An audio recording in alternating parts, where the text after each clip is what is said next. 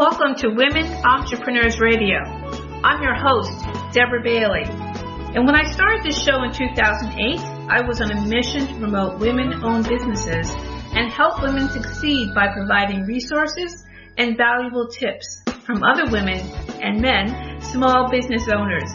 In each interview, my guests speak openly about their triumphs, the scary times, and tough decisions they had to make along the way. Women Entrepreneurs Radio is about showing women how to harness their natural strengths to achieve success on their own terms.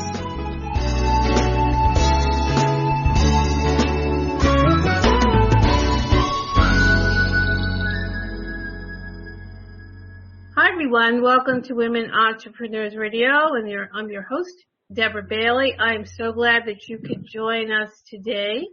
And if you're listening to this on Podomatic, in iTunes, it's also available on Spotify, iHeartRadio, and a lot of other platforms. So there's definitely one, if you have a favorite platform, you can find this show on there. And also, if you want to find out more, you can also go to womenentrepreneursecrets.com. So you can go and find out more about different guests and different articles of interest to women entrepreneurs. And also you can check out my website, thebaileycoach.com, if you want to find out more about me and anything that I am up to.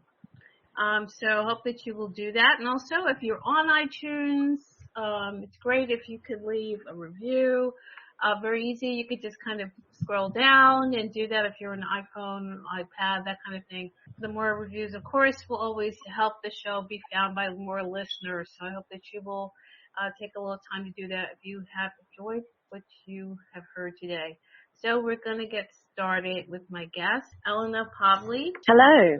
I'm so glad we could connect. I want to hear about everything you're doing, and there's so much that you're doing, and I think it's really incredible. I really love to have creative people on the podcast because I feel I don't get that enough. There's always so many things that they're up to, and it's so encouraging to those people who listen who themselves may want to be doing different things and may sometimes, unfortunately, be discouraged from diving in there and putting their work out into the world. So, Elena, why don't you just share how you got started in the work that you're doing, and then we'll talk a lot more about the different things that you are doing. Absolutely. It's so lovely to talk to you today. I suppose that it really starts with acting. I'm an actress first and foremost, and I was, I suppose, doing plays and reading plays at a really young age.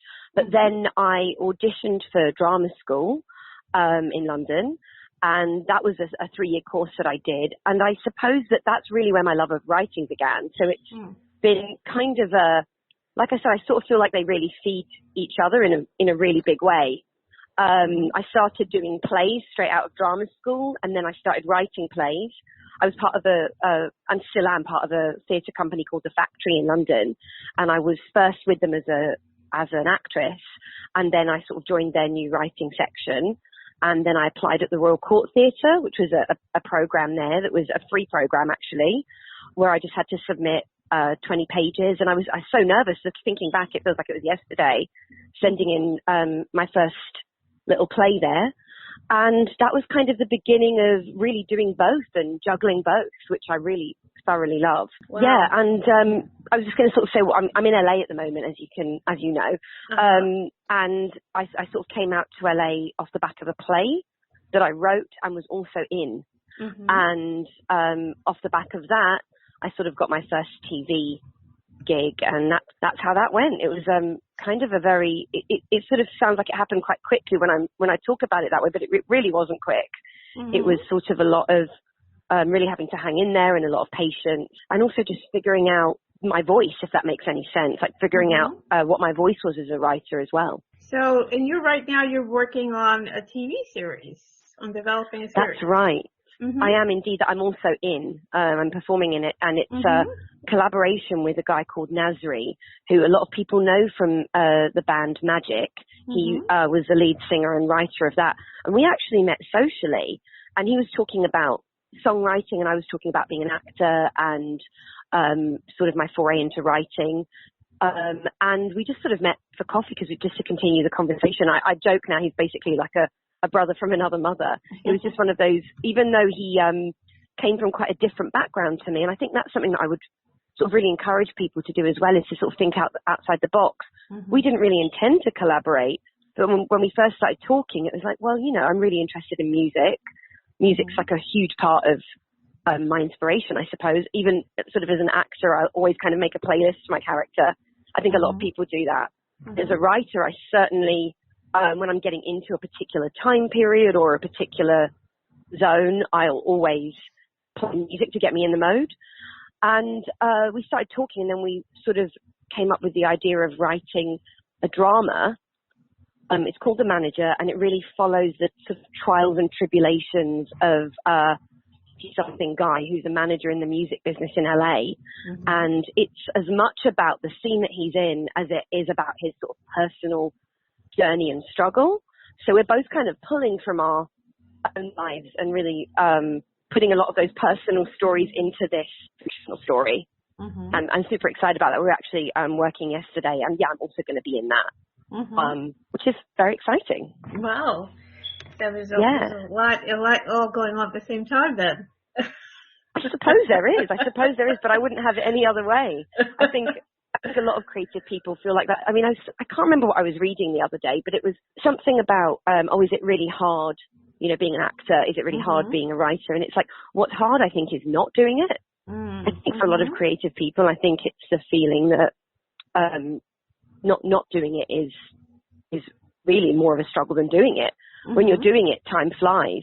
And I guess what I would really want to communicate is that figuring out how to sustain yourself in those periods where you're not doing it. Like thinking back to London and the beginning, you know, even just that first month out of drama school, you know, you get really used to doing it all the time when you're studying, I think. And then it's about the real world and, you know, figuring out how to keep a roof over your head and pay the bills and also keep, you know, your creativity alive, which is easier said than done, I think. You know, I think you have to really have that, I think a mixture of tenacity and delusion. I think you have to be, might sound like a crazy thing to say, but I think you need to be, you know, a little bit sort of childlike in that sense of just like having a dream. You know, when you're a kid, you don't really think about boundaries.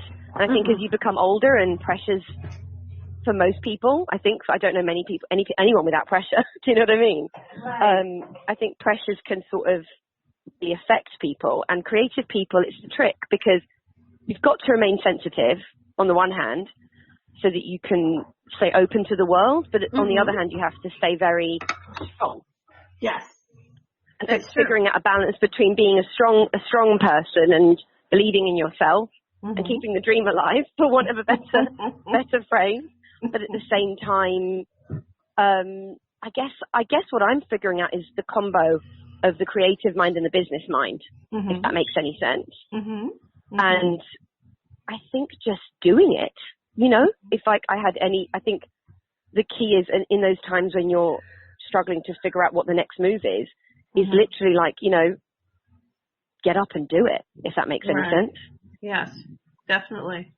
Definitely. And I think what you're saying is very interesting, that people often feel like they have that conflict between the creative part and the business part. Oh, definitely. And the thing they don't teach you at drama school, I don't know, I mean, I studied in London at Central School of Speech and Drama. And they didn't, I mean, it was a place where I met a lot of interesting people, particularly the movement teachers, like the physical stuff we learned about movement and everything was mind-blowingly interesting. But I certainly didn't leave with much information about the business side of things. Other than getting an agent, which is, you know, obviously very helpful. It's not the only way, but it's a pretty good way to get into the industry. Aside from figuring out how to get an agent, there wasn't anything. Like, no one talked about finances. No one talked about what kind of part-time jobs might be useful.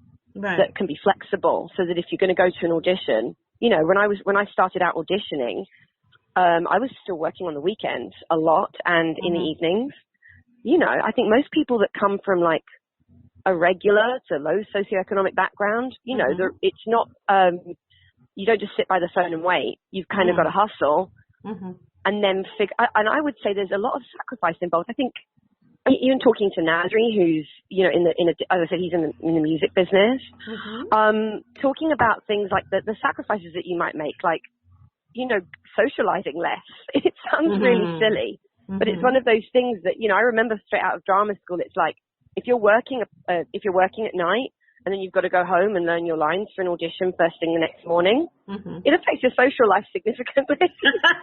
Right. I hope you don't mind the LA background of all the cars going by. No. Just gives you some idea. I'm right by the ArcLight.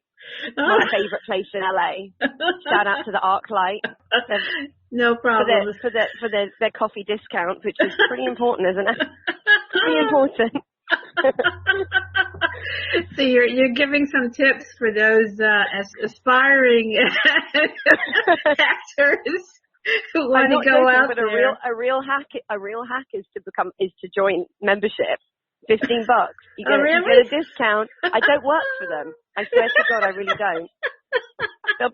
They should give me free tickets to this. Really, they should. But I'm not joking. If you join, it's $15 and you get free tickets. The membership covers the price of like the tickets in like 3 tickets. Right. It's pretty. Yeah, no one tells you these things. That's great. That's great. But yeah, it's kind of interesting because places that people go, like say, LA or New York City for certain types of things, they're like so expensive. I mean, no one talks about that, do they?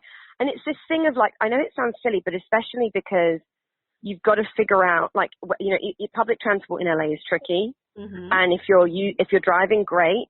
But also if you're Ubering or Uber pooling and all that stuff, you've got to kind of figure out, right, well, the library's there, and then I can pop in there, and then I can sit and learn my lines in there. And it's a whole thing. It's figuring out a city. If you ever need to ask me anything about London, I've got all the hacks. But it's one of those. It's one of those things. And I know it's very interesting being in a position where, like with my play that I was in and wrote, when you're creating something and you're also in it, it was interesting for me after sort of writing with Nasri, sitting and thinking about the character that I'm going to play and, what her day-to-day is like. It's very, very cool to be in the city and think about, right, we've just written a scene that's quite a heavy scene, but it's interesting to think about, what her day is like before she enters that meeting, what her day is like before she has that interaction with that other character. And, it's just, I think you just got to kind of, essentially what I'm saying is you've got to sort of find inspiration wherever you are. And it's not necessarily about, your day being perfect. You've still got to kind of, as a creative person, figure out how to make it work for you, even if it kind of isn't, if that makes sense, even on the days where it's tricky. But yeah, I guess you really do. You can't stop for too long you certainly can't. Yeah, you got to keep moving and getting yourself out there. And absolutely. As far as the play, is it something that you'd always aspired to, or was it an opportunity you decided to take, or? Oh, it was not. It was an opportunity that I created. Definitely, that's the way to go. I'm like I've got a very mixed ethnic background. Like I'm quite dark skinned, and it's one of those things where I felt that I was, and I'm sure other people can relate to this. Like I suppose I look like I'm Greek and there's Indian in my background and Lebanese. So I'm quite mixed, and I felt very limited at a certain point. In terms of the roles that I was able to audition for. My hit rate was actually pretty good. But the opportunities, I think, for actors of ethnicity are few and far between. It's getting a lot better. And I would actually say that I think it's better in America. That's my personal opinion. I'm sure people have different opinions on the matter. But when I started writing my play, it was really out of, I guess, in a sense, a type of frustration and inspiration, and also realizing that as a writer, you can create anything. And I didn't really even know which part I was going to play when I was writing it. And then I was lucky enough to have it on at Soho Theatre in London, and I cast a lot of my friends in roles, and it's a comedy western, so it's pretty interesting, and it's present day. And that I'm also adapting into a TV show, which is keeping me busy. But it wasn't an opportunity that presented itself at all. I'd already, as I mentioned, been writing a little bit with the Factory Theatre Company, but that was sort of short plays. And then the Royal Court program, which was, I learned a lot, and it was really, like I said, it was a great opportunity that was free. But, you know, it was about finding little things. I mean, it wasn't a competition, it was a program, but like I said, it was an opportunity that was there that I sort of went after. And then in terms of writing the play, it was really just something that came to me. And I think it was more about creating an opportunity than having one, if that makes any sense. Yes. And I would encourage, you know, I would encourage everyone to do that. I mean, what's the worst that can happen? It doesn't get put on.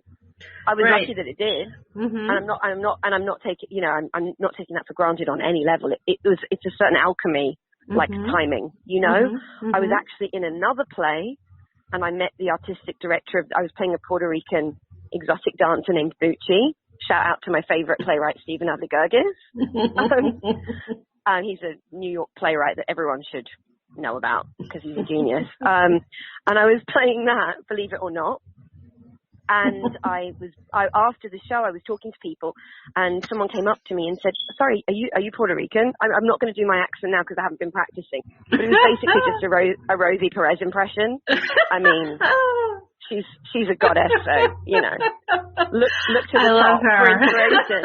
Oh, she's legitimately my favorite actress. I'm not even joking. A lot. She's good in absolutely everything. I like it. She's so when I got this audition, I didn't, as you can imagine, I didn't know anyone Puerto Rican in London.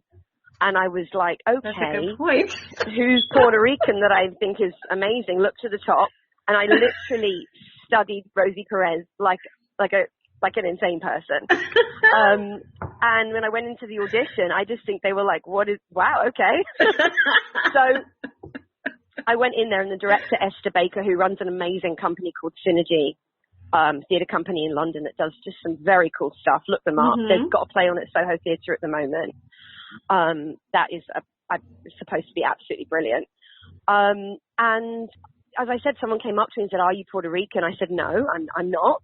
I'm just a big Rosie Perez fan." And we started talking, and I said, "Look, I've written this play, and you're from Soho Theatre. Everybody keeps telling me that I should send it to Soho Theatre. I've sent it, but I don't think anyone's read it." And he went, "Oh yeah, I've heard about you." So from that conversation, my script went probably from the bottom of a very big pile to the top of a big pile, and within a week I had a meeting there, which is crazy. That's wow. And it's strange how things happen, you know. But then again, you sort of think to yourself, if I hadn't written it, yes, do you know what I mean? And I'm saying this not in any way to sort of like preach, but I'm saying it sort of to remind myself as well that yes, the opportunity presented itself, but had I not had anything written, I wouldn't have been able to take the opportunity, if that makes any sense. Yeah. And you know, I just did it because I love it, to be honest with you. And that's how that all began. And then that play came out to LA, and Martin Starr directed it, who I think a lot of people know from the stuff he's done with Judd Apatow and a bunch of other stuff. He directed it. We had an amazing cast. I was in that, and then off the back of that, I signed with my agent Marissa at Paradigm, and that was how I sort of got into the next stage of things, and here we are. Wow. Can I just say, it's exhausting just thinking about how long it took. I think I deserve another coffee, to be honest with you. I've only had 2 today. Well, it's still early over there, so you're trying to make up for your coffee deficit. I'm just saying, I think I deserve another cup. Just for having gone through all of that. Oh my God, that's so wild how that turned out. And I know. Tell me about it. I mean, and that's just how. That's what I think. Because I think that anyone in the creative industry. I mean, I know, like I said, I'm learning more about the music industry from collaborating with Nasri, but anyone in any creative field, I think, you know, I know a sort of a dancer in London, and hearing about his commitment to that. It's insane. Do you know what I mean? Mm-hmm. And I think it's so easy to sort of get weighed down by it, and so easy to forget why you got into it in the first place. Mm-hmm. Do you know what I mean? And it's almost that thing that, you know how you sort of think, right, what's next? What's the next thing in front of me? Mm-hmm. It's so easy to forget how much it took to get you to the point that you're at. Yes. Do you know what I mean? That's true. That's true. Absolutely. Yeah, and I think it's interesting. Sometimes it may even be better because it just seems like it happened and the whole thing you went through to get there maybe fades a little bit. You know, but I think it's interesting, and I think you talk to sort of people that are doing extremely well, and I think that they must feel the same way. Do you know what I mean? Like sort of, I don't know, but you know, it's that I'm sure that they still feel like there's another. It's one of those industries where there's no kind of top, is there? That's like you can achieve great success, and then you still have to find another project. It's not like there's a sort of map. Right. And everybody, you know, even talking to other friends, other actors, and hearing about their journeys, it's like, wow, it's wild how you even end up in a similar place to someone that's had such a different journey to you. Right. You know. Yeah, that's true. And I think that in some cases, of course, you know, you'll see actors who have a certain status and they decide to retire or whatever, you know, whatever, they change the direction of their life. But I would guess that people who enjoy it and love it are just going to keep doing it. Absolutely. As long as they can. Absolutely. Like I said, I don't think it's something that you necessarily choose. Do you know what I mean? I think it's something that more kind of chooses you. Like I don't know what else I'd do. Like I just love, you know, whether it's being on stage or in front of the camera or whatever it is. I think it's all it's just an outlet, isn't it? Right. I think you're kind of absolutely. Once that's what you know that you have to do. I think so. Yeah. I think so. I think that's very true, particularly for it's also creatives. Pretty great because being an actor, you know, you can be an actor until you're 100, I suppose. That's the other cool thing about it. There's no. You're right. You know what I mean? It's true though. It's very interesting. Yeah. And no one, his name I can't remember his name off the top of my head. But the guy that played the dad on Frasier, he's incredible, and he didn't get started till he was in his 40s. It's fascinating, actually. It's certainly one of those. I mean, he had such an amazing career. I saw him on stage, and I'm devastated that I can't remember his name. Maroney is his last name, I want to say. Because Mahoney. Is it Mahoney? I think Maroney? It may be, because I'm picturing him right now, but I'm not coming up with the name. You know who I mean? Fraser, the guy that played the dad. He's hysterical. And you know, I remember reading an article about how he didn't start acting until he was in his 40s, which I think is so interesting. Well, that's it. Like, you know what? Yes, it's John Mahoney. John Mahoney. I just looked it up. Thank you for checking that. I just looked it up. Thank you so much. That's the thing, you know. I think a lot of times, and I see this sometimes mentioned on social media, and you know, we had kind of touched on that a little bit before. Yeah. About some, you know, much younger people are like, oh, you know, this one didn't do their book until they were, you know, like 30 or 40. And I'm like, you really think that everybody comes out of the gate at like teenager and suddenly have all this success? That's not how it works usually. And not to say that some people don't. Like I certainly know a couple of people, one here and a couple of my friends in London who I met doing plays, and a couple of them were kid actors, and they actually had to deal with the transition, which I found really interesting. I was like, wow, so when I was in high school, you were already thinking, how am I gonna? I mean, I had my first professional job. I think I was 14, 15, and it was just, but that was the thing that really sort of got me. I was like, okay, I want to do this. You know, I knew I did anyway, but it was a certainly confirmation. Also, getting paid to do it was like, wait, this is crazy. But I'm talking about people that had like, they were on like long running shows or in long running theatre shows at a very young age, and they had to then contend with this idea of, okay, do I go to college? Do I, because they missed out on a lot of schooling as well. Yes. Do I want to do this as an adult? And one of them absolutely does. And another girl I know is now a psychiatrist. which is interesting. And then I think that, like I said, you meet people that, again, there are like a lot of filmmakers now, because I think women filmmakers sort of haven't felt that they've had sort of as much permission or as many opportunities really as a lot of male filmmakers. And a lot of women I'm noticing now, like Alma Harrell, who directed Honey Boy, which is incredible. And I know that she's someone that has been doing commercials and has been directing shorts and just had her first major feature out. And she's in her 40s. And I think that that's super interesting to sort of, I think in kind of like a youth-obsessed culture, to realize that there are opportunities all the way along the way. And the one absolute positive thing about I think that the entertainment industry is that you literally never know. Like, I've certainly had, when I booked Snatch, which was a show I was on, I had $8 left. I'm not even joking. Wow. And I was like, that's insane. You know what I mean? I was like literally trying to figure out how to get to the meeting. I just think you have to be real about this stuff. Do you know what I mean? I'm not suggesting that that's for everybody. Like, I'm maybe a little bit, maybe that's a little crazy. I'm not necessarily describing that for everybody.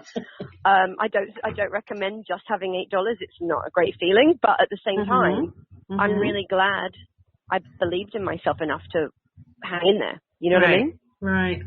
I think, and also that I had friends that were willing to encourage me and that's important. Support. Yeah. That's important. Definitely, if you have that support system. And, all of it really is a risk that people are taking to put themselves out there. And sometimes there's going to be those times when you don't have the money in the pocket there. And I think people really need to understand that it takes you putting yourself out there and going for it. And, if you start lamenting on this and that, or, you think you're too old at 30, then you're going to have a problem. I mean, that's just a myth for sure. I'm not sure who wrote that myth. I know. I'm really not. I'd like to talk to that guy, because he's definitely a guy. I'd like to have some words with him for sure. I agree.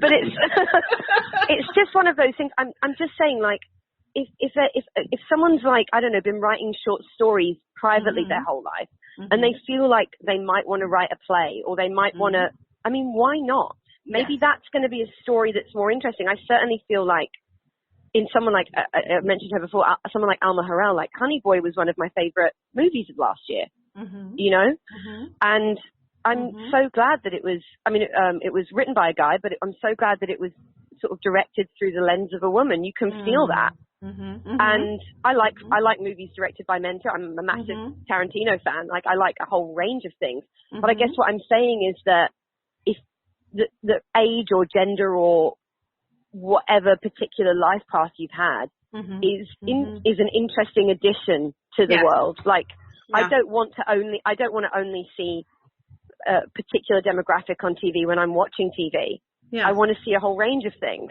I was talking to an actress the other day who really loves Grace and Frankie on Netflix, and she's like, I don't even know why I get it. That show's just kind of very comforting, and it's about a bunch of old people.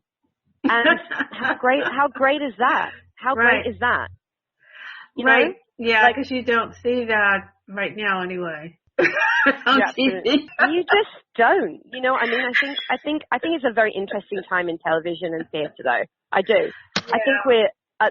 I think the reason we're even able to have this conversation is because things are certainly changing. You can feel it. Yes. For sure. Yeah. There are so many interesting showrunners and, it's the only way. They have to. There has to be different voices that have something to say and different perspectives. Different filmmakers, writers, and people who see things in a different way, that now you can go, okay, I never thought about that perspective, or they're bringing something to the table, as you said, from life experience, that maybe people are not used to if they're just seeing the same thing over and over again, so it can only add to everything. It doesn't, it just, everything can grow and increase, and there could be more stories, and I think it's just better for everybody. I couldn't agree more. Yeah.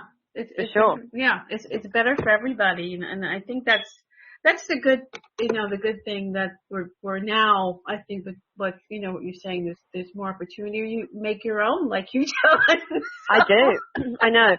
I mean, I guess even things like Broad City that started out as a web series, I think that's so inspiring. Literally two amazing women who just got together and pooled their talents. And, and I love that it became a TV show too. But even as a web series, I think that's incredible to just kind of take the ball by the horns. And not to say that that's, like, I think also it's that thing of like, oh, we'll just make a short film or just make a web series. There's a cost to that too, to be real. Oh, yeah.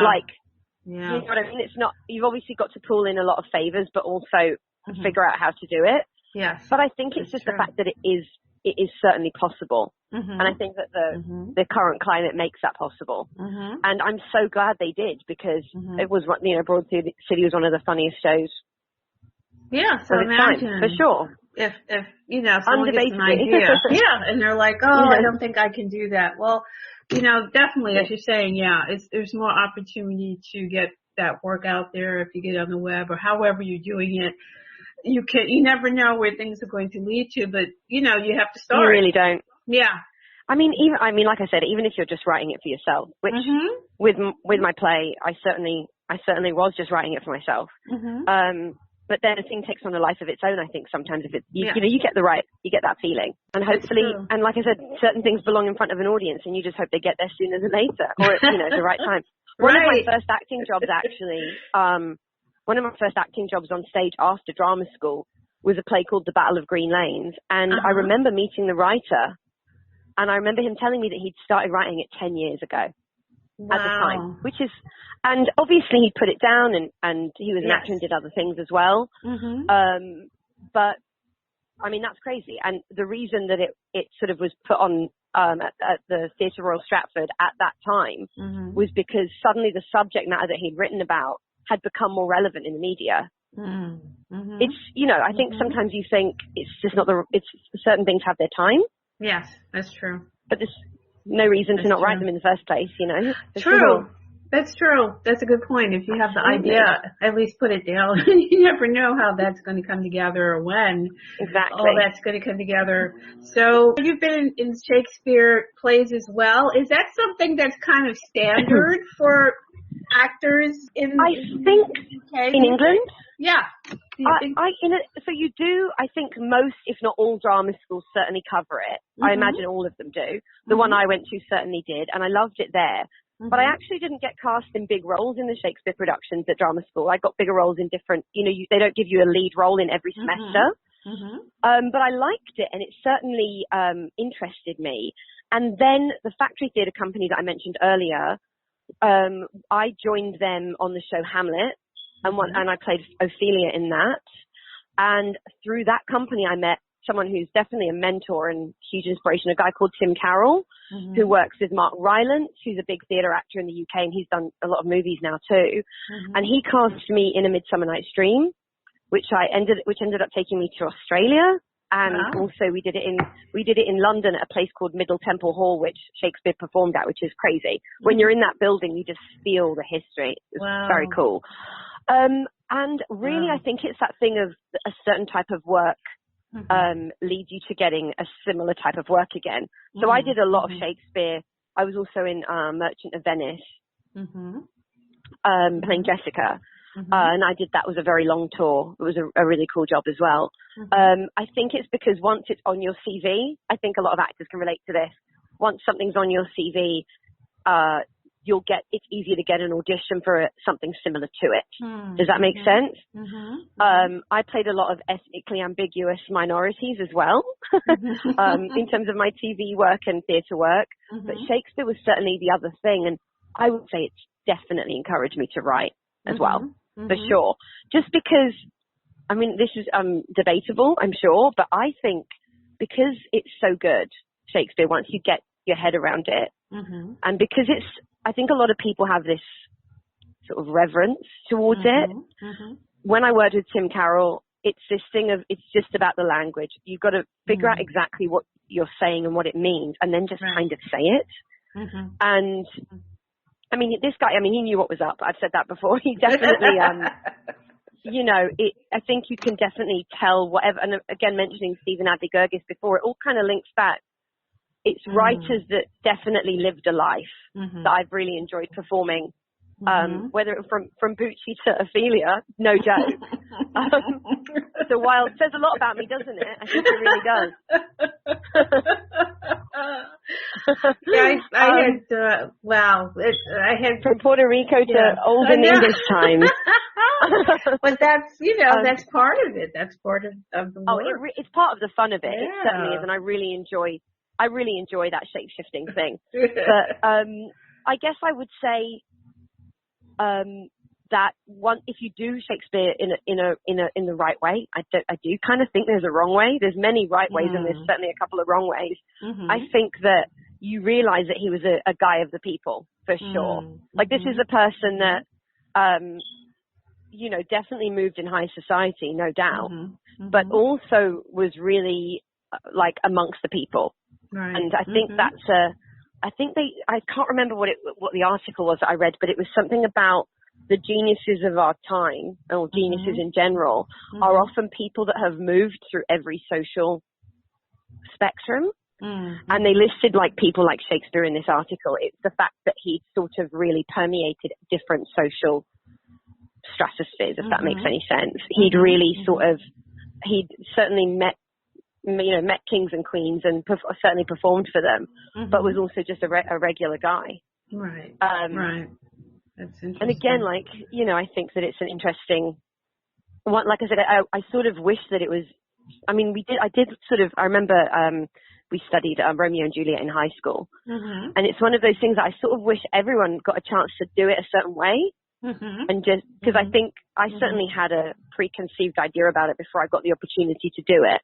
Right. That was really about just breaking it down. And I think I don't think I knew this at the time, but in hindsight, which is always 2020, I realized how much you learn as an actor by doing it. It just kind of gives you tools that you didn't realize you had, if that makes sense. Or, to get through a like 2.5 hour Shakespeare production, you've got to have some kind of, it's almost like athletic, if that makes any sense. It's a whole thing. Yeah, I love it. I really do love it, actually.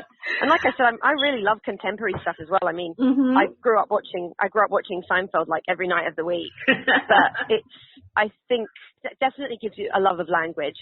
Certainly, for sure.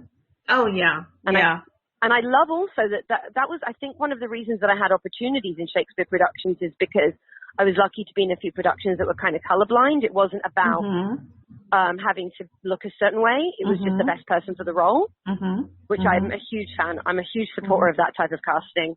Yeah. Where it's like, we're not in ancient, Verona, where we lay our scene, etc. We're not there, are we? So really, it doesn't really matter. Right. He sort of wrote, in Othello, like they go to Cyprus, which is where my grandparents are from. The whole thing, and it's not even relevant that it's Cyprus. Do you know what I mean? It's just like a setting. I think he was amazing at kind of choosing these sort of very interesting settings to just place very complex people in them. I don't think, in my personal opinion, I don't think it matters. That's again slightly controversial maybe, but I don't think it matters where it's set or what the people doing it look like. No, it doesn't. It shouldn't. Shakespeare's for everyone. It was written that way. That's I don't think it should be inaccessible. And actually, there are these really great books that I was given one time by a friend called No Fear Shakespeare. And they're so good in terms of anyone that's interested in, like, I kind of like want to get into it, but it feels intimidating. I totally get that. And these No Fear Shakespeare books, and I think you can access them online as well as ebooks in some capacity. But what they've got is they've got the text on one side and then the translation on the other side. Okay. And it's great. Really cool. Like, especially if you've got an audition and you kind of need to shortcut your way to sort of, reading the play quickly. It's a good way to do it. Wow, that's pretty cool, because then you really can get an understanding of it in a different way. Yeah. Definitely. I love those books. They're great. Yeah. Yeah, I definitely think it's something that should be open to everyone to explore, because there's a Definitely. lot there for people, so it shouldn't stay stuck either. It's just a human condition. I'm not joking. My sisters tease me about this. I've got 2 younger sisters, but like it's one of those things. I remember I had a really bad breakup, and like a Shakespeare line came to me, and they're like, "Oh my God, Eleanor, really? You've got to be kidding me! Like enough with the Shakespeare." But they like to keep it real. My sisters, they really do. They're like, it was one of those things where, I'm not joking, he's got some pretty good dating advice, Shakespeare. You heard it here first. He really does. I was like, oh, right. That's what happened. Okay. Okay. I'm not kidding you. Midsummer Night's Dream, Hermia, look it up. That's great. Look into it. Well, yeah, I mean, if it wasn't really timely, it still wouldn't be something that people keep performing and referencing. So obviously there's something there. Clearly there's something there. Right. Not everything's for everyone, but there's definitely something there. Right. Exactly. That's it. Exactly. So it's just a matter of looking at it should be available to everyone, certainly. I mean, one of the first things I do, because I've moved around a lot growing up, we moved a lot. I grew up in a single parent family, and my mum always was just, I'm so grateful for this. It was really just about like join the library. And I've joined the library in LA, and it's, it's pretty great because it's one of those things where, I mean, of course, there's the internet, which is like the great equalizer in many ways, but at the same time, it's, I feel very passionate about that. Yes. I feel very passionate about the fact that literature should be free and accessible to every single person. Yeah, I agree. And there's certainly books that, like, again, when you're hustling, and I'd love to go into a bookshop and buy 10 books at a time, but you can't. It's expensive, and sometimes I think that because of being because of joining a library, I picked up a book that I might not buy, but looked interesting to me, and found out about. And, found inspiration in a particular book that, I may not have had access to otherwise. I think it's really about access, and about the fact that as an actor and writer, your education doesn't stop at the end of school or even at the end of your acting training or whatever it is that you choose to do. It's one of those things, and I think Americans are actually really brilliant at this, to continue studying. You hear about these incredible actors, people like Nicole Kidman, who, still take acting classes. I think that's incredible. That sounds like something that could only benefit you. If you just continue and oh, for sure. Want to keep evolving. The English way is more to do, like the tradition is more to do a 3-year course that you graduate from and then hopefully start working. I think the American actors seem to have the sort of ongoing, I think because there's not everybody does the 3-year course thing. But I think it's a combination of both is great, or kind of whatever you can do. There's also people that haven't trained at all that are brilliant. I think, like, as we said earlier, there's no sort of one path. Yeah, that's true. For anybody. It's that's like, true. Some people I do think some people are born with it for sure. That's true. It all depends, so there's different ways to get, get to where you're going with your career and your work. But, Elena, could you please share where people can find you? Sure. I'm on Instagram. I mean, tell your friends, really. I'm Elena, Elenas, Pavli, Pavli, at Elenas Pavli on Instagram. I'm amazed I got that out just now. And you can find me and check out what I'm doing, and hopefully everyone tune into The Manager when it's out. I'll let you know. And wonderful. It's really been lovely chatting to you today amongst the beeping cars of Hollywood. Well, see, that's authentic. That's right. Well, it really is. You've been amazing. Thank you. Very patient. That's very authentic. Well, you never know where people can take the time to talk to you. So I'm like, okay, wherever you are, that's we can get our conversation the out urban there. jungle. Right, you know, so at least we were able to have the time to have you share all your experiences and everything with the listeners, and I think that's wonderful, especially for those Thank you so much. Who want to go into this field. I think it's very encouraging for them to know what people are doing and how they're managing their careers. So, you know, I really have enjoyed our conversation. Thank you me so too. much. Yes. Thank you. Yes. Lovely time to you. Since it's still, I guess, afternoon there and a nice, beautiful day. It really is. It really is. I didn't dress right today. I'm not going to lie. I thought it was winter when I left the house, and I was wrong. It's still summer.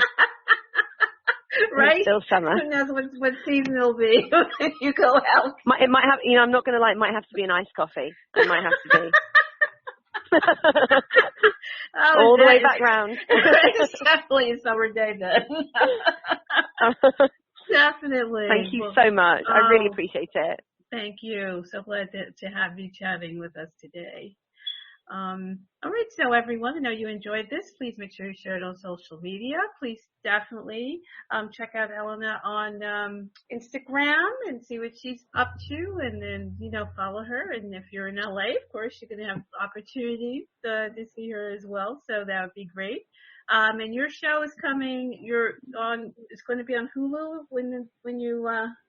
I can't fully reveal that yet, but you'll be the first to know. I'll put it on. Okay. Put it on Instagram as soon as I can. Well, there's talk that she's got things going on, so you definitely will be hearing more about her and everything that she did. So, you know, just check out the Instagram and you can keep up with everything. Okay, everyone.